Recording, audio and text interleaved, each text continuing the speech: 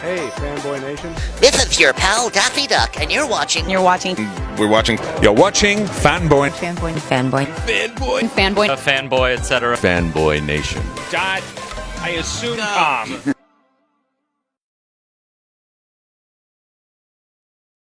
We were first introduced to this lady on television via Double Divas.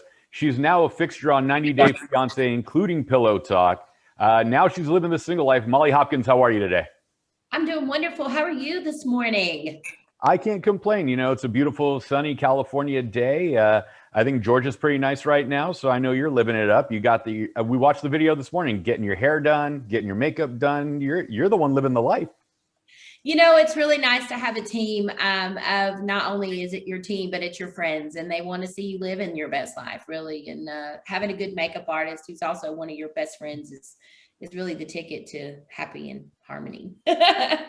Well, that's fantastic. Oh, before I forget, happy belated birthday. Doing a little bit of Instagram stalking on the background just to check out what you've been up to. And, you had a fun weekend, it looks like. I always have fun with Nat. You know, he is my safe space. When we are together here in the city, he, can help me shop and pick out good clothes and do my makeup. And also, I'm comfortable with him when I go out. We have fun, we eat, we go cruise the city, and we're just each other's wing man. Well, you're a successful businesswoman. You're a mother of two. You're keeping yourself busy. You're back on television with the single life. There's after the last episode, there's a little bit of tension going on with you and Kelly, the police officer from New York. But we know how TV gets edited, and certain things look different from different perspectives. So fill us in on what we might have missed when the cameras weren't rolling. One of the things I'll say is it is hard. I am in a space where I want to make sure that he's fully comfortable with his decision to be with me. I would never want to keep a man who fully deserves to have a child of their own in a situation that may not be savory down the road. I don't want kids. I can't have kids, namely. Would I maybe start over with an adopted child? Maybe, but my youngest is 10 and I'm ready to, he's like about to retire. And I was like, don't you want to just go live in the life and travel and do things, So for me, it's, I'm okay where I'm at. Whether I'm with someone or not, I love my business. I love my kids. My friends bring me so much joy. And the women that I serve on a daily, they really fill up my love tank. So I think used to, I was like, oh, I got to have a man or I got to be in this relationship. But it's kind of nice to just not have to worry about that. And I think living separate from someone, because, he lives in New York and I'm here, and we weren't able to spend a ton of time together because we met during the pandemic. And I've learned a lot about myself last year, and I wasn't looking for anybody. I was totally down to just work on my business, be working on myself, which you got to be in the best place possible with yourself to even be in a relationship. And I learned a lot about what I will and will not put up with or can't deal with, basically, with a partner. So I'm just moving along and doing my thing. Well, and then the bestie, Nat, he knows, Kelly knows, Nat is a staple. He's the main man in my life, and you got to get along with him and people, or you can't be here. Well, you also pivoted during the pandemic. You started shifting into making masks for a while.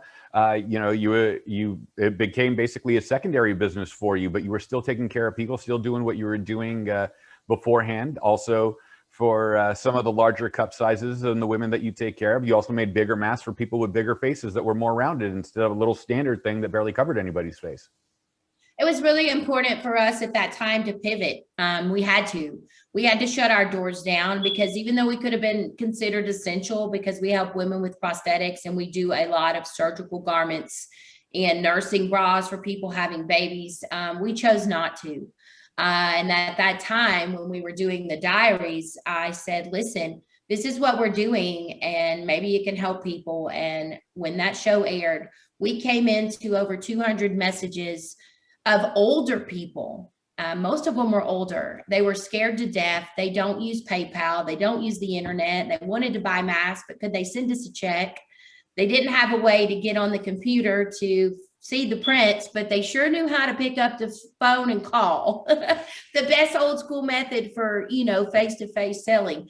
And it worked. And it made us feel really good because there were some really crazy hardships out there. And, the fabric was gone. The N95 material was gone. And we happened to land a couple bolts of that. But prior to, we were taking apart air conditioning filters that had the HEPA fabric in it. And it was the hardest work I have done since I've had a job at 14, truly. Picking apart those filters in the air conditioning, our fingers were, it's metal. So chicken wire basically. And it was fine, but it was very, very hard work. But we were feeling good at the end of it because we single-handedly cut, sewn, and with the help of a couple friends and my nail tech, and my best friend, Nat, and a couple other people managed to make over 10,000 masks. Well, you were doing something right this past year. You mentioned living apart from Kelly being in New York, you being in Georgia. And for people like me, where the ideal relationship would be if I ever got married, we'd live in a duplex and she'd live right next door. That way we'd each have our own space. What do you tell somebody like me that's like, in essence needs their own space, but if a relationship comes, hey, good on you, because you're willing to put your heart on your sleeve. I mean, you got married on the show, you got divorced on the show, you're living the single life on the show. Like there's so much going on that you're putting out publicly for your own existence and sharing with people. I think there's a lot of people who have this same journey. And I think that that's what's so great about this show and why it has been so wildly successful. Whether you are seeking love from an international arrangement or not, whatever that may be, everybody at the end of the day, I think, was designed and we were procreated to find our partner or that person that we want to do this journey with while we're in this physical body on earth. And I'm willing to share it because I think that other people who may be depressed or not in their best state of mind, let's say, if they see me and they see that I'm real and that I'm willing to put it out there and this is truly my life and they connect with me, there's a lot of women who connect with me in so many ways that it's still okay. It's still okay to look for love. It's okay to put it out here publicly. I mean, it is a little bit at sometimes, for lack of a better word, because people think they know everything because they base it off of exactly what they see. And that's not always perception. It's not always the real reality.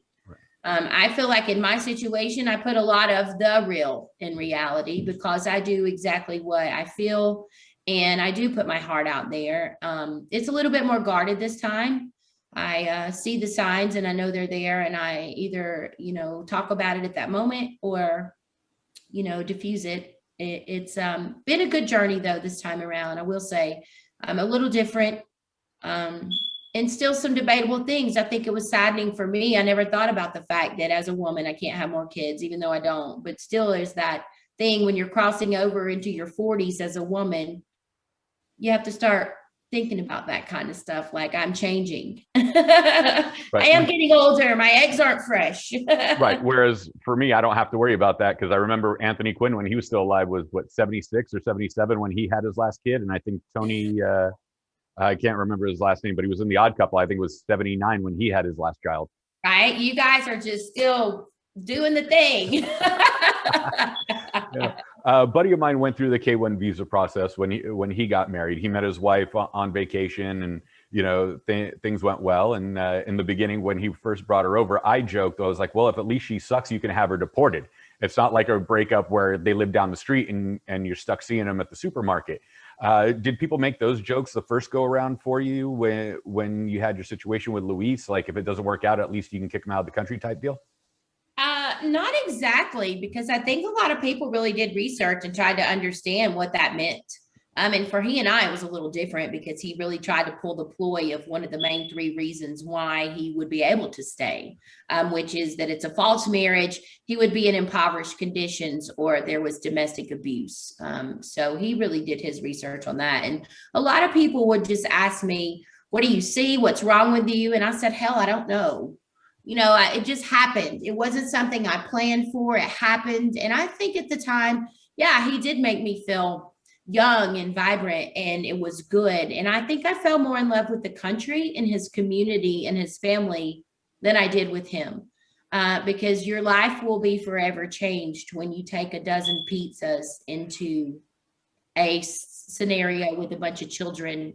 We take for granted we can just order pizza any night of the week and get it delivered. It was like Christmas morning, and I had to go around the building and have a little cry sesh because you don't think about that. These children were so elated to have pizza and to be gifted from my dentist toothbrush and toothpaste in a little small bag. So I went down there and they didn't celebrate Christmas, but just giving the gift of a coloring book and simple crayons. Whereas my kids these days are like, I wanted the newest iPhone. I mean, my life was forever changed from that experience. And going into the country where there's nothing, and it's a beautiful, beautiful island. And when you see the water there, like you just aren't, if you're just conditioned to staying here and you've never seen it, it's different. Right. Well, we have a lot of moments in life where something happens and it changes the trajectory, like you going over to his home country, bringing him back here was another trajectory. Now the pandemic was another one. You said you learned a lot about yourself during the last year of essential isolation with you and your kids. What's something that not only did you learn from the previous relationship, but also through the pandemic, and then now the current relationship with the police officer? In my previous relationship, I learned that I am really equipped to do anything and that I'm a badass. Where a lot of people may have hired an attorney or done all these things, I did the back end research. I single-handedly filed all the papers, and I felt very empowered to learn the system in that manner. And that I did a lot for myself, and I also did a lot for him. And even though I wish I could have that money back in my savings account, I still feel good about my journey, even though it didn't end in my favor with love. But I learned a lot of self-love, and that wasn't taken away from me. During the pandemic, I learned that I can sit still. I can sit still and breathe. And I really started doing more meditation. Nat, my makeup artist, had introduced me to a shaman. So I put a lot of those practices into place on that, even though there were people coming at me left and right saying things like, oh, you're just an old hag looking for young love, or all of these different things that came at me negatively. I was able to diffuse it and actually have the person turning around to apologize. And I used that as a space where I ended up asking them, what's wrong? I don't believe that you as a woman walking on this planet would come at another woman in this manner unless you were involved in something like this or your mother did something like this. So let's get to the root of the problem. It's not me. It's something you went through. And they ended up booking appointments to get a bra fitting and apologizing, because I would say, if you had a better bra, you wouldn't think this. So I felt like I was even being like a therapist to a lot of women going through the same crap. And for me, I learned how to sit still and actually enjoy my home and get some home projects done that I had not been doing, so that when I go home, it is a safe space for me, with or without a man. It also opened the door to meet a man who was a man. He does manly things. You know, he handles his business. He's got a job. He is a mama's boy. He was when I met him, and he still is. But, you know, I also learned that there are men out here who are willing to love you just the way you are. Don't need anything from you except your companionship. And if somebody out there wants this crazy, fun, free-spirited, hard-working woman, and he works very hard too. At that time, he was working nonstop. So I think I have to have that person in my life that sees that when I wake up every day, it's my kid, it's my career, but somehow you fit into that. If you don't, then you're not the person for me. I got you. All right. So having lived your life on television and your romantic life, who have has it softened you for pillow talk when watching some of the playbacks of this past season? And who did you want to be harshest on after the most recent tell-all? I would say that my opinions come with some comedic wit, because I know that it's crazy. And I also know that it goes down a certain way, but they can take out things and make it seem like it comes out a different way. What I do know is everybody's looking for love. We're all a little bit crazy in our own way. I don't ever want to come off as being judgy, because I'm certainly not here to live their journey. They didn't live mine and I'm not living theirs. But just like all of the rest of the world who watches the show, we're injected into the scenario, right? And I don't see anything before anybody else does. So I'm there freely giving my opinions. After the tell-all, I think that it's not okay for people to judge what people have in their lives. For example, if you have a wife and you all have a sexual prowess or you have an open relationship, that's simply your business. I mean, if Helen is okay with the girlfriend, if that's what they feel like they need to do, everybody else can't say that the union of a marriage is one man, one woman. I mean, for God's sakes, we got sister wives out here and people who really live in the land of polygamy. It existed since the dawn of time. I mean, kings and queens have had their royal court also be their royal partners. I mean, it is what it is. You know, Rebecca's in my hometown. We met on the Bears All. People think we know each other and hang out. We don't. I love her guy. I think he's a sweetheart. I think she's hard on him. But, you know, there's that same dynamic of what I had. She's older. He's younger. They all have journeys. I think Mike is probably a really good guy. I just think they were confused about where they stood. And I don't really know. Natalie, sometimes her facial expressions make me think she's about to come and put the rabbit in the pot, honey. I don't know. But once again, right, you may be a certain way and all of a sudden you're portrayed a certain way, and the way that you see yourself can change because of commentary. If you don't have a tough skin, you might be that crazy person. It might really be who you are, and we're just trying to figure out if it is or isn't. Well, it's been a fun ride throughout all of it. I mean, you know, your journey, especially on television. What would someone be surprised to learn about you specifically, because they've seen you on TV and reality TV, no less, not like it was some dramatized, scripted television series, to realize who you are that's completely different than what was portrayed on television? I don't think that how I feel as a person, I'm about to get emotional. In this light that we live in last year with all of this racial inequality and body positivity, people shaming people, I don't think that how hard I go for this community and my people and people who have had extreme injustice because of their skin or their size or anything. I'm an equal opportunity kind of person, and I go hard. I really believe in equality and justice for human beings on the whole. And I don't think that how I stand in my stance is ever conveyed as strongly. I also serve on a nonprofit a lot, and that's not been showcased, but I dedicate a ton of my time for a local nonprofit. And it's not as huge as these multi-billion-dollar organizations. And the reason I serve is because I know that every single dollar is given to a woman who has cancer that just lost her job, or she's in the process of possibly losing her home because she can't pay her rent. And the money goes to that. And I've seen so many people's lives be enhanced due to the service of the people in this nonprofit. And it's just a handful. So I'm a servant.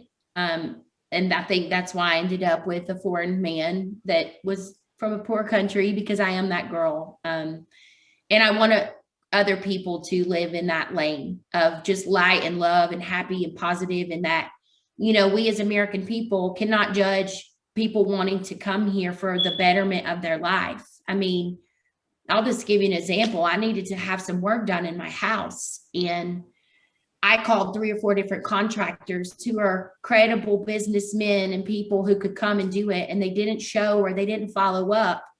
But I can drive up the street and get a whole truckload of men who are eager, ready to work just to get money to take care of their family and do a hell of a job. Like, it's not okay. I think that we really have to shift after this pandemic and bond together even more in light of the brutality and the injustice that's happened to a lot of people in this world. And that's where I stand wholeheartedly. I dig it, because it's interesting times, and I think we go through this ebb and flow every 100 or so years of how society evolves and changes. So we got to see what's coming next. But what's next for you?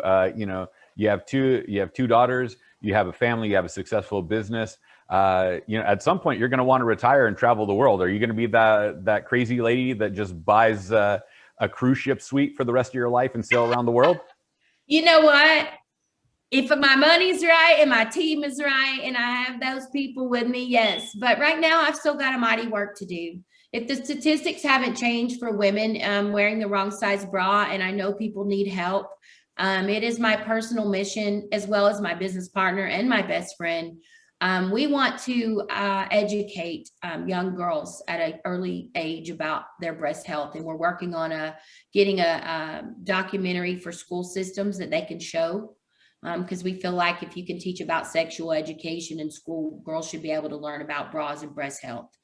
And just continue on that mission, of helping and making a difference in the world. Our slogan, "Let us lift you up," is really not even about the bra. It's about how we hear your story. And we want to do that still.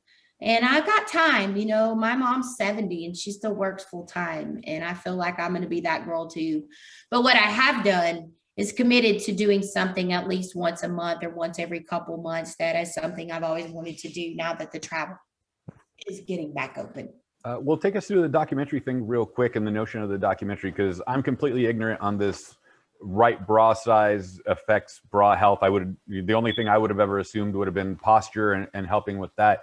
How adverse effects could the wrong bra size have for someone in this regard? Because I know nothing of this. Well, we compare it to shoes. Let's say you're a man and you're a 10, right? And your foot needs a 12, or you need the width of a 10 to be wider, but you just only have a 10 and they just keep making it wider this way and it never goes this way for depth or length of the foot or in terms of the breast. When you if you wear the wrong size shoe, you get corns and bunions. So if you compare that to a bra, where the cup is too small, the wire's pressing in, it's very delicate tissue. So over time, the cells calcify and they begin to press into that area. And women change breast sizes about 6 times in their life when we first become teenagers. And we, our rite of passage as women, when we have babies, that freshman 15, weight loss and gain. Sometimes you have, unnecessary lumpectomies or removal of tissue because they biopsy it. If they feel a hard spot, we get lumps in fibrous tissue. So what happens is when you don't correctly harness as an early age, you can cause ramifications over time.